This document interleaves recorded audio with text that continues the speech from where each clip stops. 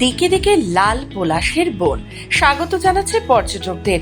দোল উৎসবের আগেই জমে উঠেছে জঙ্গলমহলের পুরুলিয়া। সাজো সাজো রব চারিদিকে। অন্যদিকে শহরাঞ্চলে রং বেরঙের আবিরে পসরা নিয়ে প্রস্তুত বিক্রেতারা। তবে ইতিমধ্যে পুরুলিয়া জেলার জঙ্গলমহলে শুরু হয়ে গিয়েছে বসন্ত উৎসব।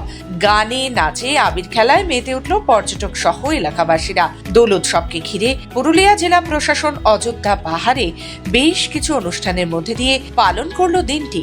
এদিন পুরুলিয়া জেলার অযোধ্যা পাহাড়ে দোল উৎসব উপলক্ষে উপস্থিত ছিলেন একাধিক নেতৃত্বরা। এবারে সেরকম হওয়া নাই। পুরুলিয়া হোলি কেমন হয়? পুরুলিয়া হয় ভালো, কিন্তু এবারে এখনো কোনো বুঝতে পারছি না। মোটামুটি কাল থেকে তো জমবে। কালকের থেকে একটু বাজারটা লাগে। অন্যান্য বছর তো মোটামুটি কটা ভালো হয়। অন্য বছর খুবই ভালো ছিল। আচ্ছা, আমরা যেটা দেখতে পাচ্ছি যে এই হোলি পুরুলিয়াতে কদিন ধরে হয়? দুদিন দুদিন তো হবে কি, শুক্রবার আছে শনিবার আছে। কাল বিক্রিটা থাকবে শুক্রবার শনিবার। 20 বছর কেমন পুরুলিয়াতে হোলিটা হোলি ভালোই হয়, মানে হালকা? হালকা। আপনারা প্রস্তুত? পুরা পড়বে কত হোলি হবে? 2 দিন।